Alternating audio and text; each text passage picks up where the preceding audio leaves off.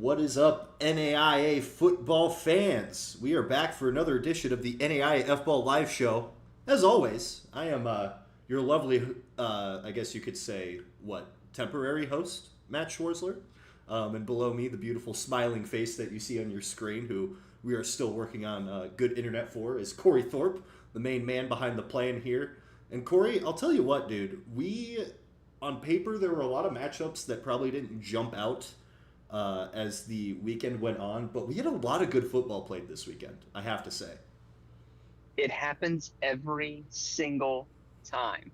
We have a dearth of ranked matchups, and it never fails. We always have upsets in the in that week that we just were not expecting. And good grief, this week was no different. And you know what, Matt? It is fantastic. Well, we should probably talk about AgCraft first. Thank you to our friends at AgCraft. We'll talk about them later, but also thank you to our friends from UEN that make viewing all of these games possible. Yeah, absolutely. Good little segue there, Cory. I appreciate it because, yeah, UEN does a fantastic job getting NAIF ball games accessible to everybody on any different platform, whether it's your smart TV, whether it's, a website, whether it's a mobile app. UEN does a phenomenal job at getting eyes on this wonderful product of football that we all have come to love and know so well over the years. They are doing absolutely great work. I've told my experience over the past couple weeks when they hosted our Dakota Wesleyan Dakota State game on their platform. They do awesome work there, and we are happy to be live every week with the NAIF Ball show on UEN for those that so choose to view it on there. So again, we can't thank them enough for what they're doing, not just for us in our production, but the rest of NAIA football. Because truthfully, Cory, I feel like we've been growing at kind of an exponential rate. We, as in the NAIA football landscape, and a lot of it has to do with having streams accessible, getting the word out. So yeah, it's good stuff. We love UEN. Not to disparage YouTube or anything, but if you do watch on UEN, just to be full disclosure, and also it's a great way to support us without giving us any money. We do receive a cut of those ad revenues there. If you choose to either stream or on demand watch our show from UEN, we will get a little kickback from that great way to support what we're doing there. I know I was watching this weekend, and every McDonald's commercial I saw on the Evangel Southwestern game, I was just sitting there going, good. Yeah, it's awesome stuff, and especially we talk about the Patreon at the end of every episode. This is, like Cory said, a great way to support us without having to donate to the Patreon. Even though we'll never complain about getting new patrons, but super easy way to show support to us and UEN is to be watching on there.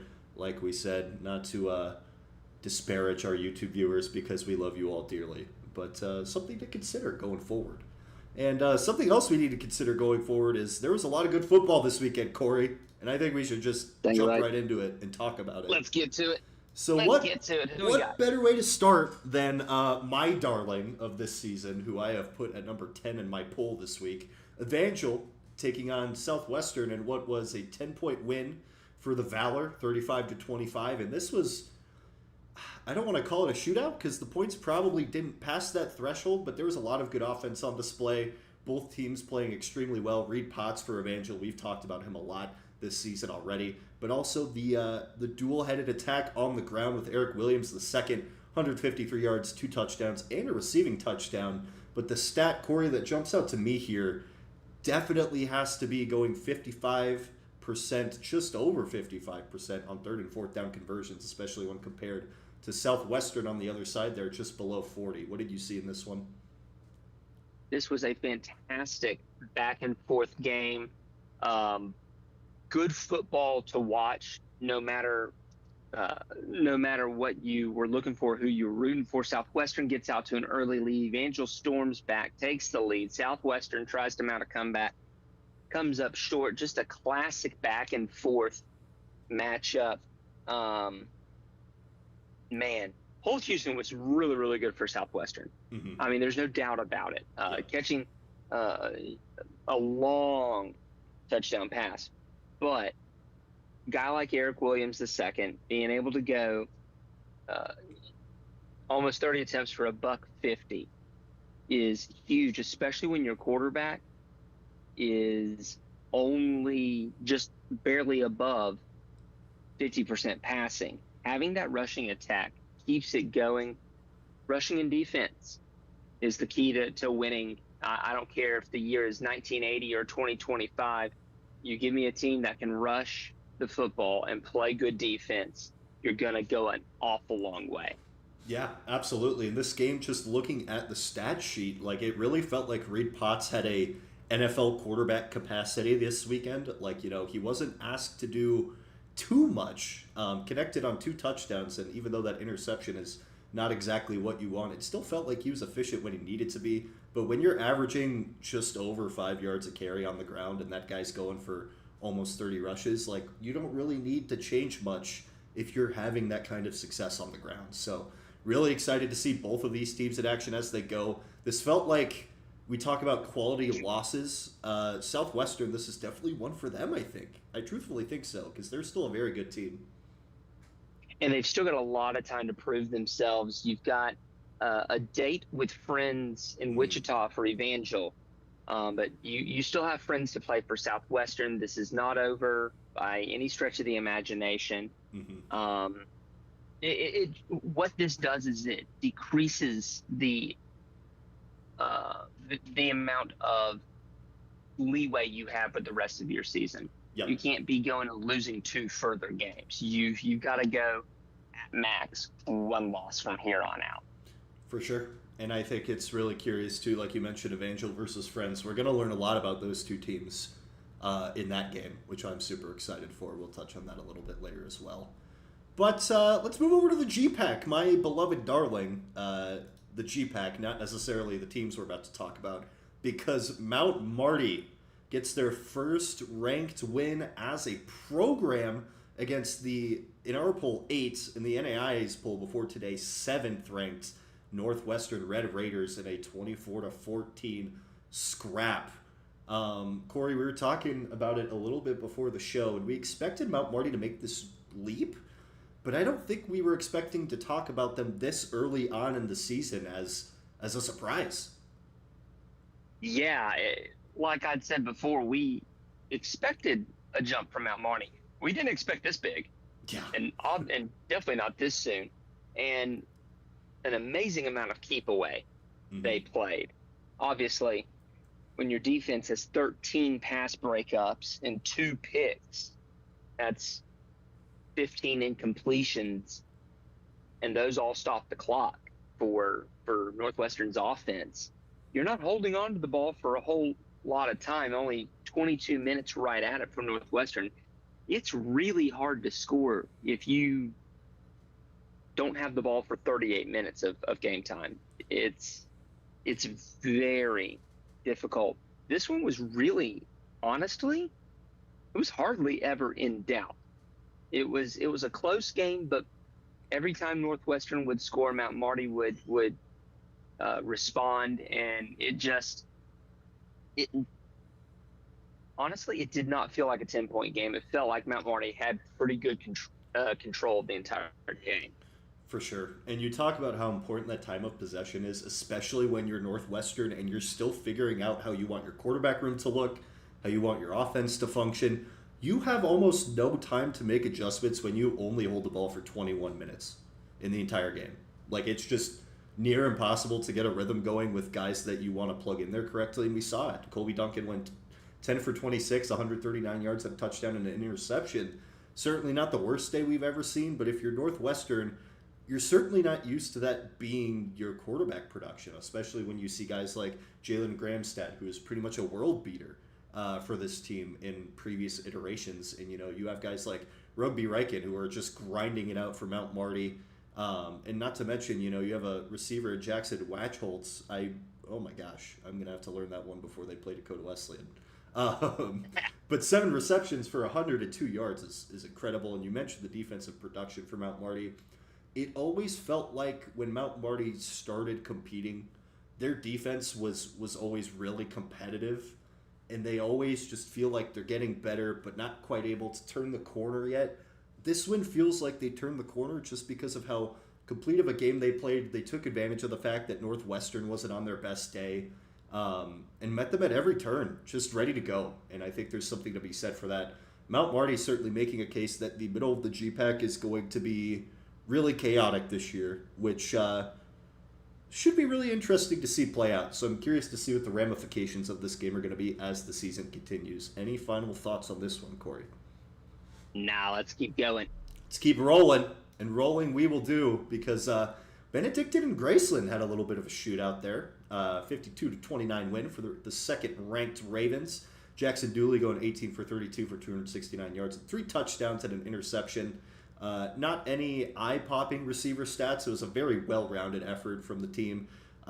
Joseph there, I'm not even going to pretend like I know how to say that last name, with 4 receptions, 80 yards and a touchdown. And again, we talk about the defensive production for Benedictine and how good that defense looks. They forced a sack, 4 tackles for loss, a forced fumble, 4 interceptions, 11 pass breakups, and 5 QB hurries. CJ Brooks just could not get anything going for Graceland throughout the day. And while Javon Miner for Graceland had a good showing, Gerald Monroe had 3 touchdowns, caught all 3 touchdowns from CJ Brooks there. But it was Benedictine's game. They looked really good. And I don't think this is necessarily a knock on Graceland as much as it is just Benedictine is definitely one of the 2 best football teams in the country right now. Yeah, and you look at the defense, that's a completion percentage in like the 20s. Yeah. For CJ Brooks. That's stupid. Mm-hmm. And give credit where credit is due to Graceland. 18 of 32 is not a great day for Jackson Dooley. Yeah. That's not a great completion percentage. And you were able to be okay on 3rd and 4th down conversions, but the problem was you had so dang many of them. Mm-hmm. You're going to 3rd and 4th down 24 times. It's very hard to win when you're up against it that often. Yeah, absolutely. So yeah, it feels like this was a good test for where Graceland was at, and I feel like they're at about where we thought they were, which is probably a fringe top 25 team, definitely one that can get it done against lesser opponents, but Benedictine was just up to the task, man. They really were. They got it done. Like you said, Dooley didn't have the most accurate day, but still being able to put up those yards and touchdowns and points off the back of a very efficient defensive performance. I just can't help but be impressed with the Ravens, like we have been all season long. So, with that being said, another team that we've been talking about quite a bit, who, not like Benedictine has been kind of surging, whereas Benedictine kind of started at the top this season, it's Lindsey Wilson. Lindsey Wilson Good grief. University, not college. They use a U now. I think this is the 2nd year of that. Am I correct? Nope, that started in July. Oh wow, so this is still fresh. Yeah, LWU. Brand new. Yeah, make sure everybody takes note of that. It's no longer LWC. But LWU, speaking of W's, 52-24 over our 7th-ranked team in the country, St. Thomas. I expected Lindsey Wilson to be ready to go and for this to be a close one. And we only got one of those things because Lindsey Wilson straight up dominated this game, averaging 10 yards per play against a St. Thomas defense that's been pretty solid the past few seasons. Was unlike anything I've really ever seen. Tate Rice, you see there, only completing 11 passes, but they went for 205 yards and 4 touchdowns. I mean, you are throwing a touchdown more than a third of the time you are completing a pass, which is unfathomable. Devontae Saunders, not to mention 8 rushes for 161 yards and 2 touchdowns. This was an incredible performance by Lindsey Wilson. I moved them up to number 7 in my poll after this. This might be Lindsey Wilson of old, man. Like, these guys are contenders. That's 20 yards of carry for Saunders. That's that man was an explosive rush every time he touched the darn football. That's again, he used the term. That's stupid. It's Those are stupid. stupid numbers. Yeah. I mean, and now St. Thomas still was good for the most part on offense. Yep. Was just south of 6 yards per carry. The fact is, though, is that it was feast or famine because you were still under 30% on third and fourth down conversions. If Lindsey got you to third down, they were able to shut you down. As long as St. Thomas stayed with the chains, they were okay. Mm-hmm. I may have changed my mind about St. Thomas. This was the team that I expected to win the Sun Conference. And, well, one, Kaiser does not seem in any hurry to roll over and play dead.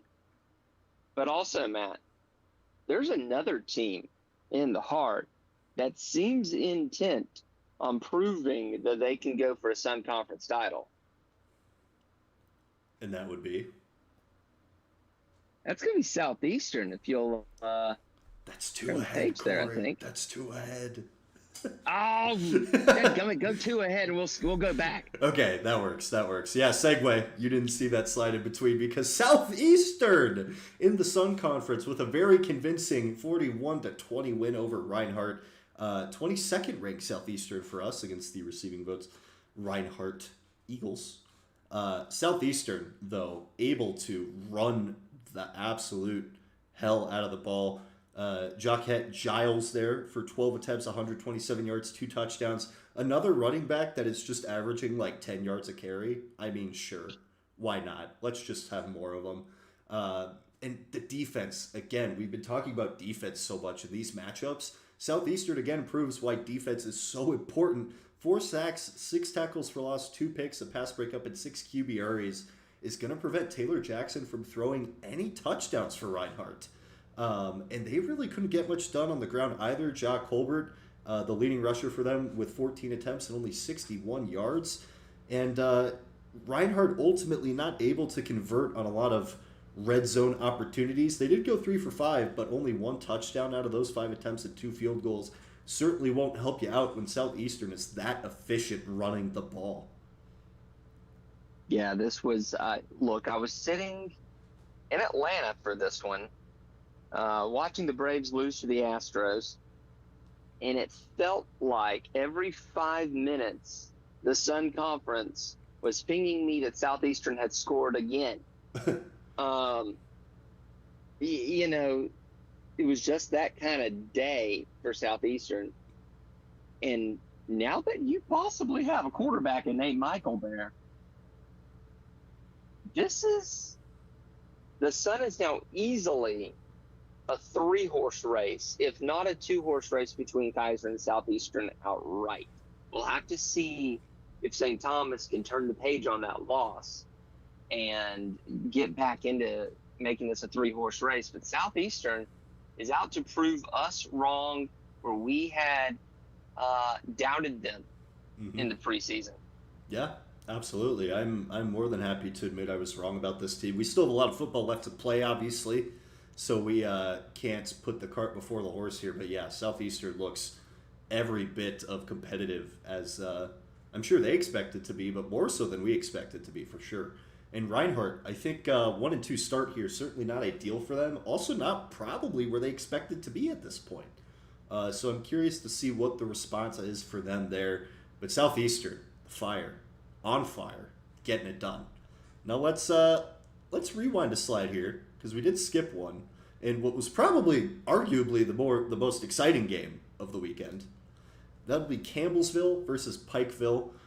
Don't let that 0-2 record fool you for Pikeville. This is still a very good football team.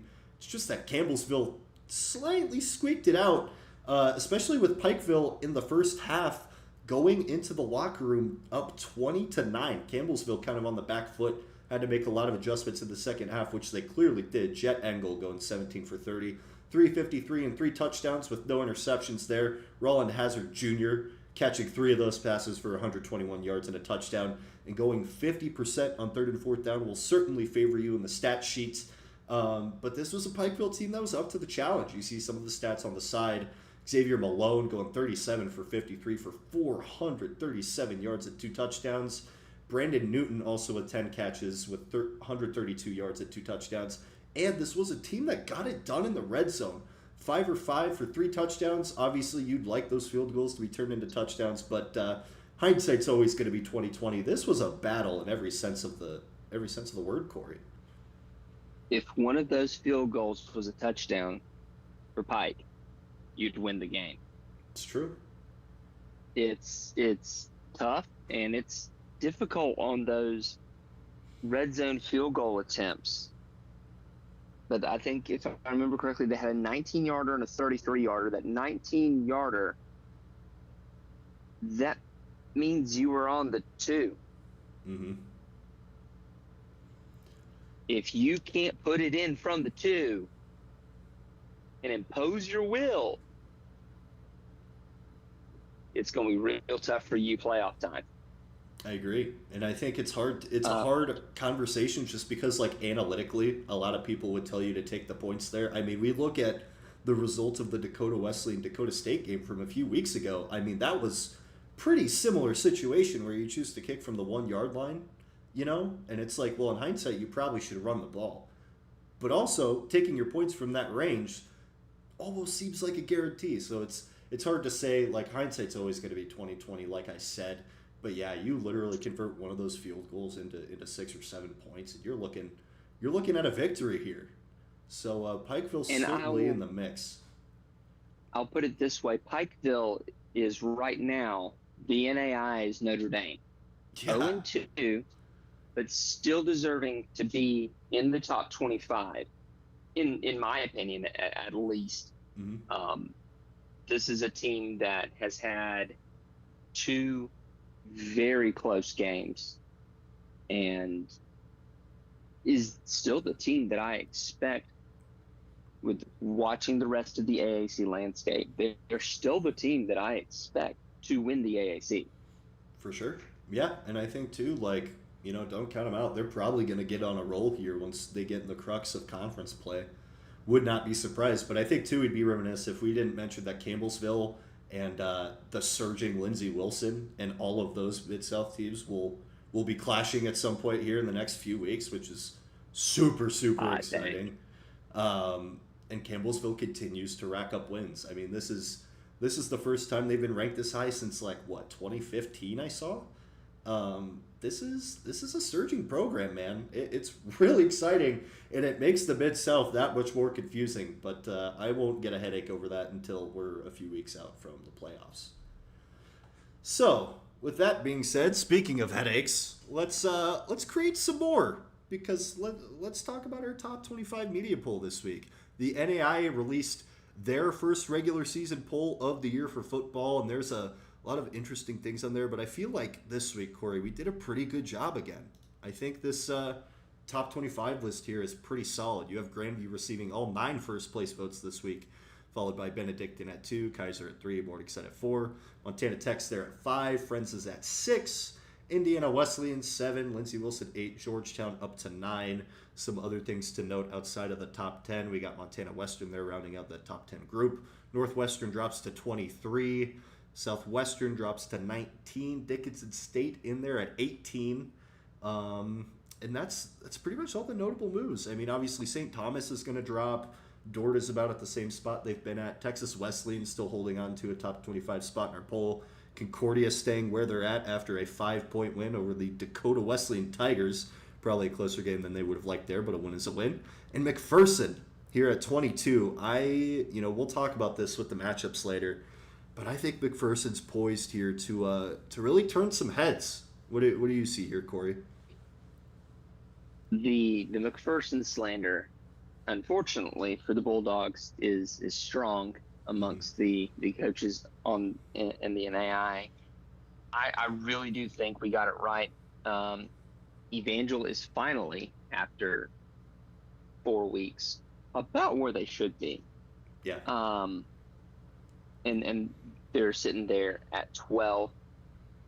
I definitely feel like we got this one more right than the coaches did. And I'm not saying that because it's our poll. I'm saying that because I feel like we've gotten them in the right order and it feels right given the eye test. Now, I will say we did add a voter this week to our roll. So hopefully, from my standpoint, we'll be getting fewer ties, but also that gives you a better look at the NAI landscape as a whole with another voice there in the mix, giving their opinion and making it to where it's going to be a little bit more even, and fewer biases. You see Northwestern and Kaiser flip flopping every week as we kind of get it, we kind of figure out who Kaiser is. One thing that I will note, I do love that we have Montana Tech at 5. I think that's a perfect spot for them. The coaches have them a little lower. Mm-hmm.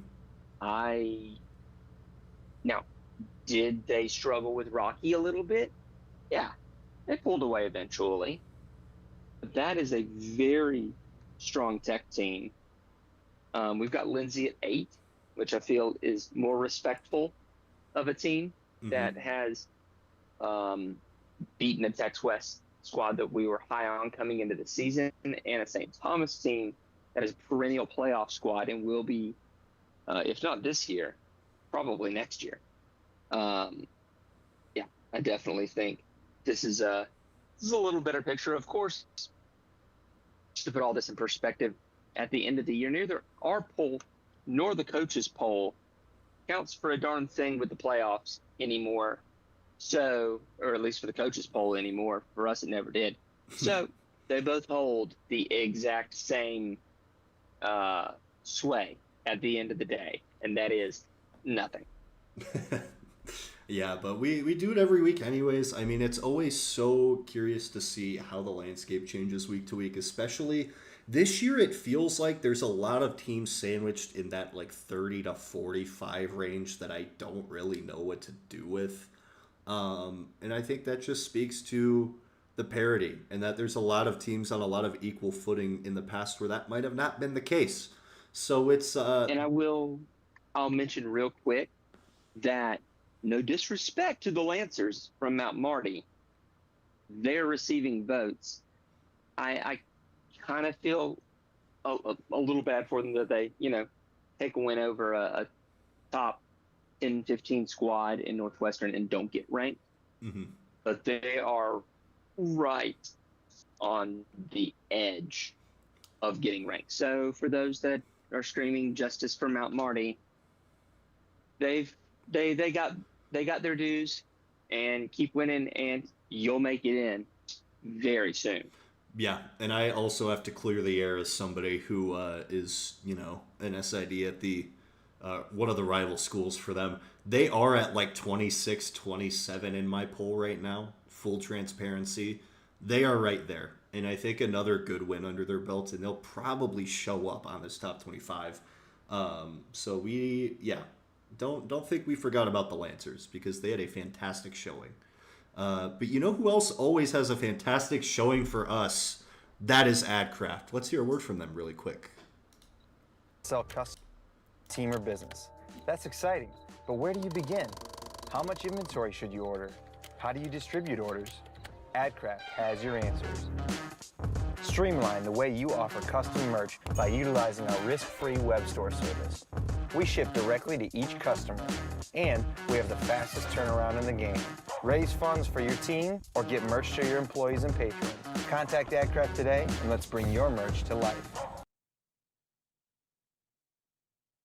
And that's exactly what AdCraft does. They bring your merch to life. They make your life a lot easier because, let's face it, you're coaching football, you're organizing a program. You don't want to spend a bunch of unnecessary time worrying about merch and delivery and getting your fans the apparel that they want. And not to mention, it's pretty darn good apparel too. AdCraft, NAI born and bred, longtime supporters of what we do here.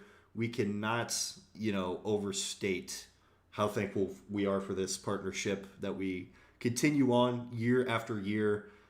Just absolutely wonderful stuff. Make sure to head to adcraftusa.com and see what they can do for you and your program. And speaking of people that do awesome things, Connor Darnell, the guy who makes these awesome graphics that you see on the screen all the time this year, does a phenomenal job, makes awesome bag tags, really cool designs. He's working with some NAI conferences this year, doing some absolutely phenomenal work with everything that he is juggling right now, and see what Connor Darnell Designs can do for you, whether it's your team in schedule graphics or game day graphics, or potentially a commitment for those athletes out there that are looking for something snazzy, especially in the NAIA world where graphic design is not a number one priority amongst all of the athletic departments. So see what Connor can do for you. He does absolutely phenomenal work, and we cannot thank him enough for his contributions to the NAIFBALL show. So, moving forward now, looking at our players of the week here, there were some really impressive performances, and I don't know why my screen went black there. That's a little weird. Looks like we are having some internet issues. We're back. There we go. Sorry about that. And kicking things off on the offensive side of the ball, we have, we talk about Damon Hockett being the running threat for this Taylor team, but Nathan Parker, I think, was definitely the more notable of the two, going for 30 rushes for 251 yards and 4 touchdowns in a close win over Kentucky Christian in what was actually a phenomenal game, Corey. So I gotta shout out Parker here. An absolutely astonishing effort for this Taylor Trojans team that's also been kind of floating around that 25 to 30 range for us a lot of the season. So really impressed by this from him.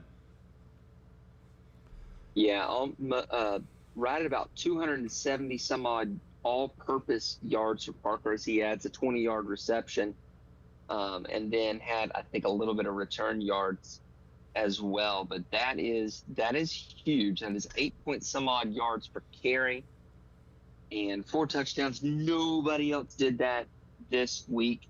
Shout out to Destin Loring, who also had a fantastic week running the football. Got the NAI's honor there. But with 250 yards rushing, we had to go with Nathan Parker. This week was really hard, Matt, especially defensively. Before we get there, I'm going to call out a couple guys that did not get the honor, but gave me serious amounts of heartburn not choosing them. First one's going to be Tegan Flynn from Ottawa of Kansas. 5 tackles, 3 sacks, 4 tackles for loss, and 2 pass breakups. The other one, the NAIA's Defensive Player of the Week, and that is going to be Carson Fellhofer. 13 tackles, 4 sacks, 7 tackles for loss, and 3 quarterback hurries. Those were good.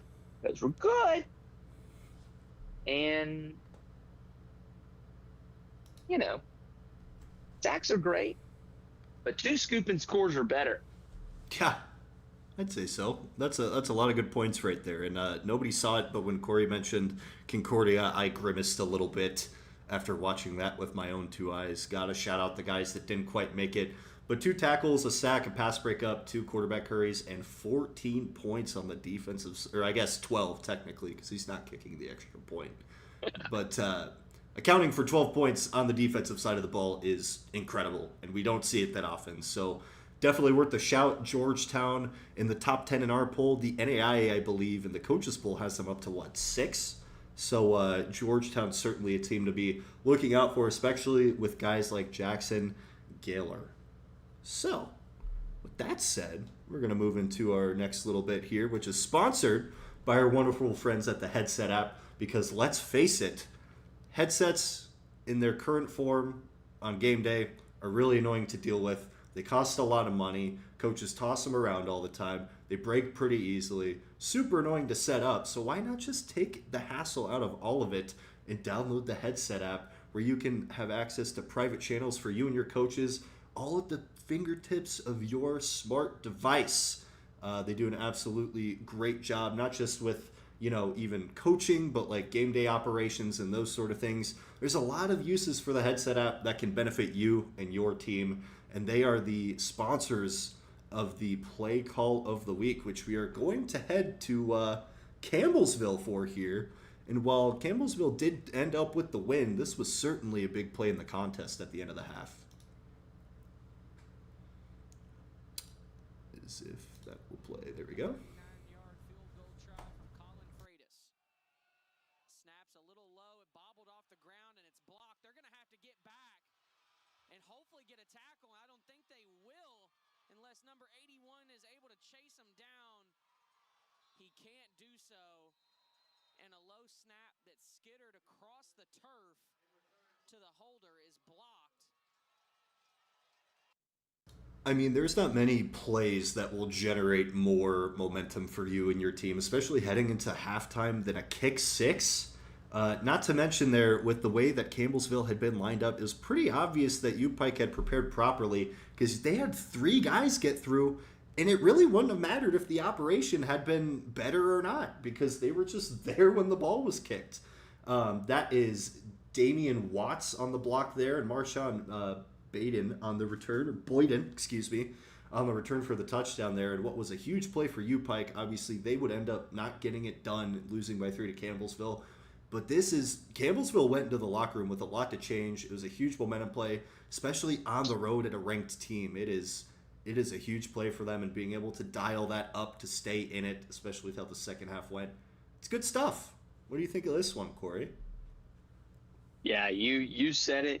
You overload that near side of the ball, and you get it done there. They've seen something on film and made the play call. It's weird to say on special teams because, when you play Madden, you have one field goal defense play, but you can do these things in real life. And that's how you change ball games. And that was huge there for UPike. Unfortunately, not able to capitalize on it. And obviously, it's not going to be as close of a game if UPike doesn't get that going into the locker room. Truthfully, I mean, special teams are a third of the game, right? They're just as important as any play on offense or defense. So being able to dial that up is super impressive. And Pikeville, we're not quite done with them yet, but we are going to look forward here instead of from this past weekend because we have some awesome games to look forward to this week. Starting on the docket here with Indiana Wesleyan versus Olivet Nazarene, a team that me and Cory both really like is Olivet Nazarene. We feel like at this part in the early season, they're kind of where we expected Taylor to be operating at. Not to say Taylor's bad. They're still a very good football team, obviously. But being this kind of next in line in the conference, kind of nipping at the top dog here. Really curious to see how Olivet Nazarene does on the road at a noon kickoff for them there. Also to mention, Georgetown versus St. Thomas kicking off at the same time. A lot for St. Thomas to prove while Georgetown continues to roll. Montana Tech at Southern Oregon is also going to be a really interesting one because Southern Oregon coming off of a not ideal loss to Western Oregon. They have a little bit of time off to recover after that one.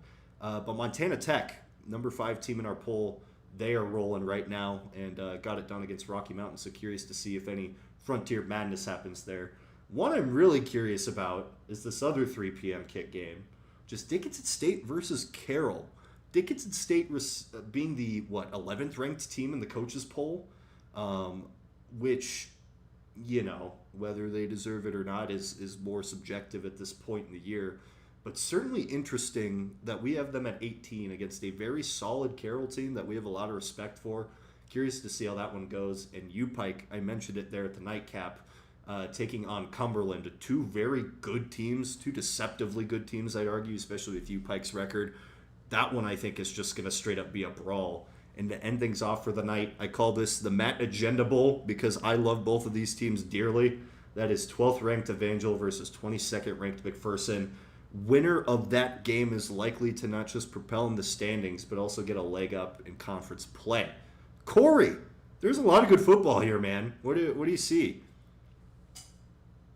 Man, St. Thomas is going to have to figure out, you just got your tail handed to you by Lindsey Wilson.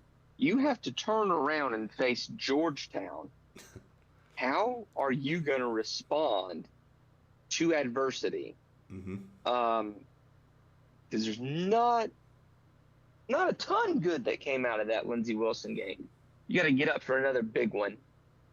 Dickinson State Carroll, this is the perfect time if you are a Blue Hawk to shut everyone the heck up that says that the old North Star teams will never be able to compete against the legacy Frontier teams. You could shut everyone up real fast. You beat Carroll. And it's at home at the Hank. You've got every opportunity. You've got to take advantage. Now, Cumberland, U-Pike. We've had a ton of games in the playoffs that showed off contrasting styles. We get one in the regular season. Right here, you've got a team in the Phoenix that run the flex bone by God, and you've got a team in U-Pike that chunks it around 50 times a game. It's going to be a lot of fun to watch contrasting styles of football, see who comes out on top. And, the Mad Agenda Bowl, the coaches and to some extent the media have not always been kind to Evangeline McPherson. This is going to be, can I say a dog and pony show and get away with it? I mean, I'd probably roll my eyes, but I'll give you that one for sure. That's fine. I mean, it's better than TCU and SMU, the Frog and Pony show. True. Yeah. No frogs in these parts. Just horses and dogs. Oof. Sorry. That. All right. Look, I know that your Tennessee Volunteers just got beat by Georgia, but you don't have to switch things now. We don't need to talk about it. We're here to talk about the NAIA, Cory. All right.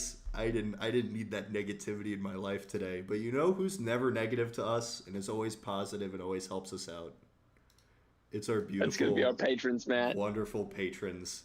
All of which would never make fun of me like Cory does on the regular, because you're all wonderful people. But as you can see here on the screen, I'm joking, of course, patreon.com/NAIFBall, or scan the QR code on your screen. If you are interested in helping us make cool content, do cool stuff, travel for games, all of that, these are the people that help us get it done for as low as $1 a month. And you also get your name read at the end of each episode, which is pretty cool. You can point your screen and be like, hey, that's me. And those people that are going to do that right now are DSU Cone, Roger Meyer, Jeremy Vobble, Fred Christensen, Ace Wellen, Marty Siebold, Kyle Gregory, Tyler Pierce, Justin Hoffman, Steve Speakman, Brian Shake, Julianne Shager, Nate Soapbeer, Stephen Cutler, Julie Lout, Tim Burrow, Nathan Moore, Ryan, Jason Crawford, Todd Next, Sean Chamberlain, Zach Lance, Casey Wilson, Carol C. Suggs, Chris, Derek Lars, Jason Garnon, Christopher Zwiener, Joey Breckel, Coca Nicholas, and Swede Nation. We love all of you. Just let it be known. We love you guys. And it's truly a blessing to be able, week in and week out during the football season, to talk about these awesome teams that we are all such big fans of.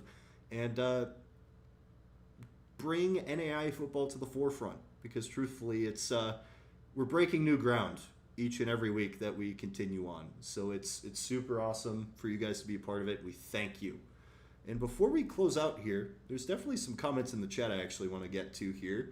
First one is Derek Smith, who we love dearly and we see a lot, mentioning that it was a rough weekend for Tabor. Yeah, I mean, the Jays didn't look too great against McPherson, another team who we've been talking about and hyping up, especially when the Blue Jays the week prior hung in there really close with a ranked Southwestern team. So it's kind of curious to see that what's the word I'm looking for? That contrast. But I think too, football being such a matchup-based sport, you can't always take the transitive for what it is, especially with Southwestern, having a very good showing against a good Evangel team last week. It's just interesting to see how the Blue Jays plug into all of this, especially when, we're not quite sure what they're defined as, especially after two seemingly polar opposite type of games from them. So curious to see how that goes for the rest of their season. Derek also mentioning that LWU looks to be for real. Yeah, Lindsey Wilson's here. Like, they are legit. I would be shocked if they leave the top 10 with the way that they're playing right now for the rest of the season.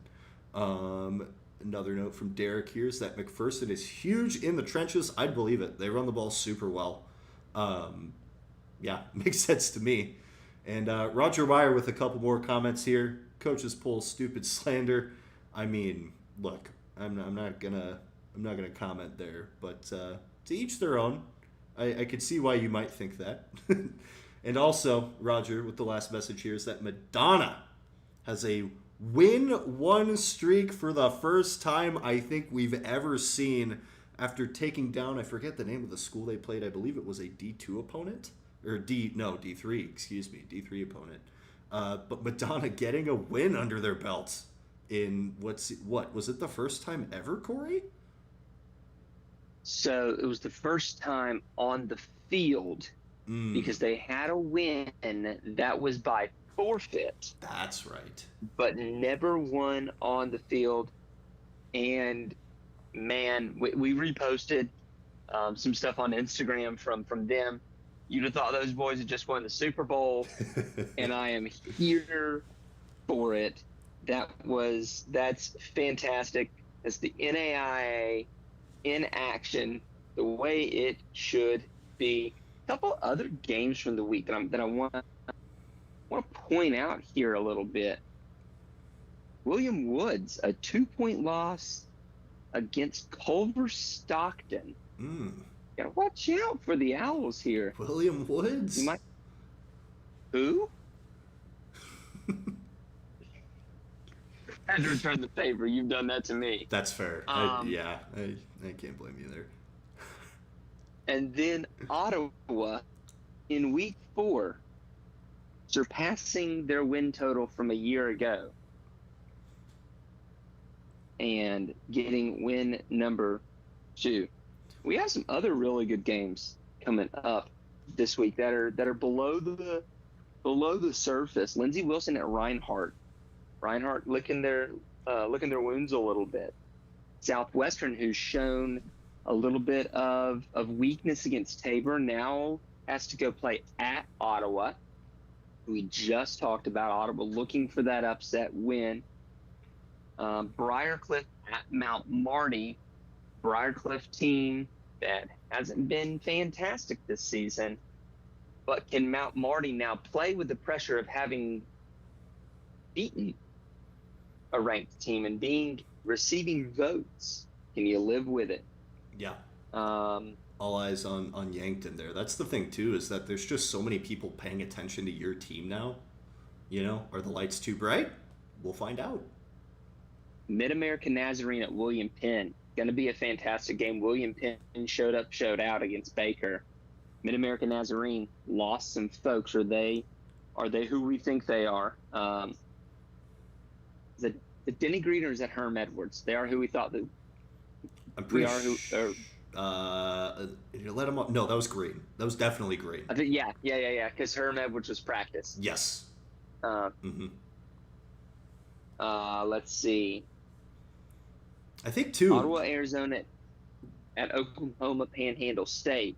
That'll be a good one. I'm curious to see that one. One will clarify a lot about OPSU.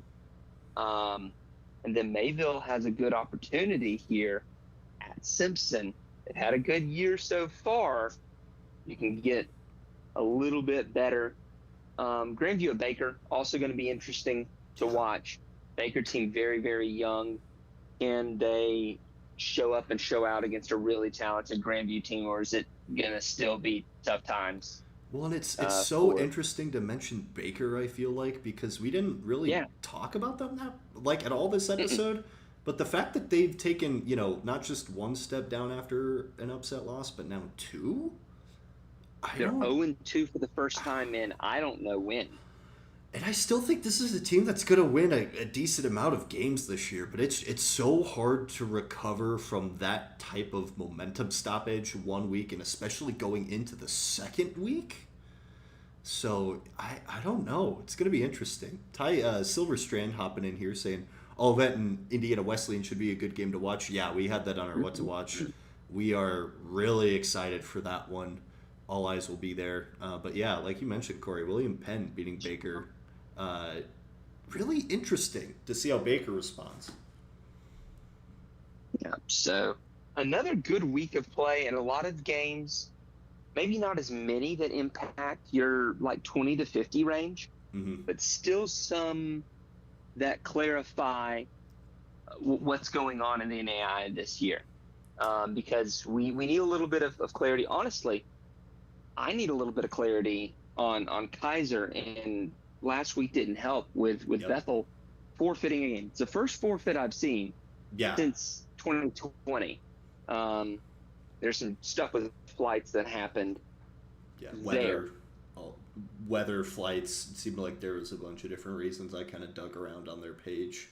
Yeah. It looked like it was a But there- combination of a lot of things. But yeah, it was super interesting, especially with Bethel, Tennessee coming off of a loss from Hardin Baylor.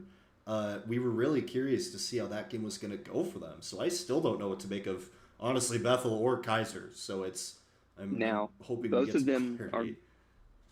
Yeah, and I think we will, because Yeah. Bethel hosts Weber this week, Mm-hmm. and Kaiser plays at Cumberland's. Mm. So I really think after this week, I think we'll have a really clear picture Mm-hmm. of who those two teams are specifically. Honestly, I've still got questions about Indiana Wesleyan as well.